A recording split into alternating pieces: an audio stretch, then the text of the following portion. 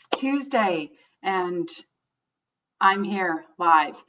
I'm Sandra with Ever Changing Life. For those who don't know me, I am an energy movement facilitator and international speaker, and I help you clear your energy clutter, mind, body, soul, and home. Now, death is a great loss, but a greater loss is when life dies inside you while you are still alive. So today I'm talking about tapping and why we tap on the negative. Now, that's a question I get just about 100% of the time with new clients. And here's why. A little bit about our brain. Our brain is this magnificent creature that is like a computer. But a computer itself, we tell the computer what to do. Our brain does all these magnificent things on its own. It's built that way. So how it's built is when we have an experience, there's always an emotion attached to it. So when we later have a thought that can relate to that experience, we feel that emotion. And it can be years later. That's how we end up with fears and phobias. That's how I ended up with the fear of spiders. At some point in my life, I had an incident with the spider that caused me to create a fear, caused me to feel fear. And when I felt that fear, it would come back up every time I saw a spider. The same with bees. In fact, I know where my fear of bees came from. It's wasps, actually. I actually had a wasp drop down into my rubber boot, and it stung me multiple times before I could get my boot off and get it out. So I was literally so afraid of wasps, bees of any kind, anything flying, really, until I could see what it was. I would knock over small children. I would grab my then husband and hide behind him. I would run. I would hide. I would try to get away from the bee. I don't do that anymore because of tapping. So our brain has a thought comes up from our memory, or we have a thought about something that's new and it brings up an emotion from our memory.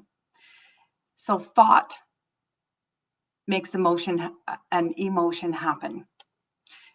And that thought creates the emotion, which then creates our action, which then creates our reality. So the bee, for example, I hear or see the bee, thought, emotion, I become panicked, action. I run, I hide, I duck behind someone, I remove anything in my obstacle to get away from that bee. And my result is fear, chaos, and looking really foolish about being afraid of a little bitty bee. And I'm actually not allergic. So for me, tapping actually helped remove the emotions surrounding that thought of the bee. And now I can actually sit in a chair and watch the bee or the wasp. I don't want it getting too close, and if it does, I'll swat it. But I can actually sit there and watch it, which for me is a miracle. I mean, that is just amazing. So why do we tap on the negative? Because the thought, the way our brain works, the thought creates the emotion. And if it's a good emotion, we obviously don't want to tap that away. But if it's a bad emotion, we want to tap that away. So one, we typically don't tap on good things because why tap on something that's already good? With the exception of replacing that hole that's left by the bad emotion. So we have the thought, we tap on the emotion that comes up with it. And once that bad emotion is removed or calmed down, then we can tap in the good one. But like anything, Take cleaning a house, for example. Louise Hay said when she was still alive, when asked about tapping on the negative or talking about the negative, Louise Hay said, "You can't clean what you can't see. So you have to uncover the dirt." It's kind of like washing the floor, trying to wash the floor before you've actually swept up the dirt. If you don't sweep up the dirt first and you pour water on it, which is going to help you clean, you're going to do the positive thing and clean it, you're just going to create a bigger mess or cover up the floor with now spread out hardened dirt. So you have to clean up the dirt before you can actually tap in the good stuff. So that's the first thing I wanted to let you know about today. The second thing about negative is I have been watching Facebook, and there was a comment last night, a question actually, that I saw. Is it too early for Christmas lights? Now, if it brings you joy, it's never too early for something that brings you joy. The difficulty with living in the future, though, is you're not living in the present. And we do this all the time, all year long. We are now programmed to not live in the present. The stores have summer items in spring, fall items in summer, winter items in the fall, and in the middle of winter, you'll be lucky if you can find a winter coat because they're stocking spring. They're not helping. We're constantly waiting for the next thing to come rather than being in the moment. I've heard, I don't know how many times now that it's starting to get colder where I am, winter's coming. Oh, winter's coming. Oh my God, winter is coming. Winter is coming. There's no denying it. The weather is cooling off. Now, fall and spring happen to be my favorite times of the year. I can understand why they're not someone else's, but my not so favorite time of year is winter. I'm not getting it here any quicker than it needs to be. I'm going to wait for it to actually show up. I'm going to wait until it's actually 20 below zero before I get really excited or depressed about winter. So where I live, we actually create winter long before it actually arrives. And we have a long enough winter. So creating that feeling long before it gets here actually makes winters here seem like 8 months long. And they're not really. We actually do have 4 distinct seasons here. Now, sometimes the seasons are pretty short and winter is long. Yes, I agree. But why make it longer than it has to be? Now, it's the end of October.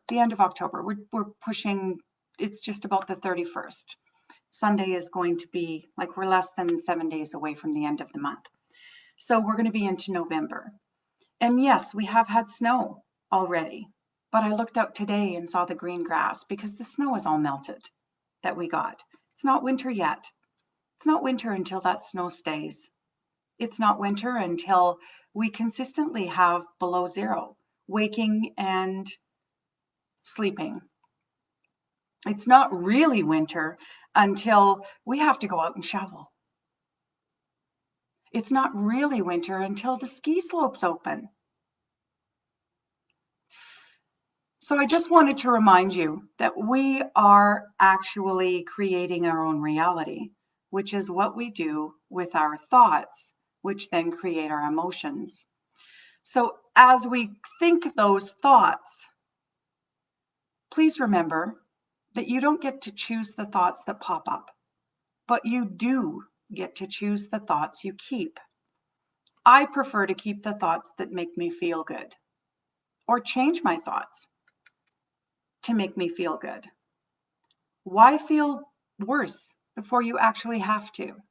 So if you want to put up those Christmas lights because they make you smile, because they make your heart sing, then put up your Christmas lights. But if you're putting up your Christmas lights because someone else told you to, or because someone else said it was time, then rethink your decision. It's time for us to start thinking for ourselves and being responsible for our own actions. Don't let the market dictate whether or not you think it's Christmas or whether or not you feel like spring. Let your thoughts dictate that.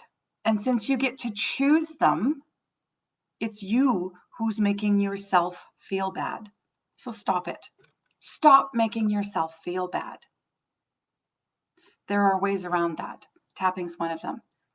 Tapping helps remove the negative emotions from the thought, the rational thoughts that just leave you with the story. So thoughts create the emotions that create our actions, which then create our results. So if you don't like your results, start with your thoughts. Choose different thoughts. You'll have different emotions.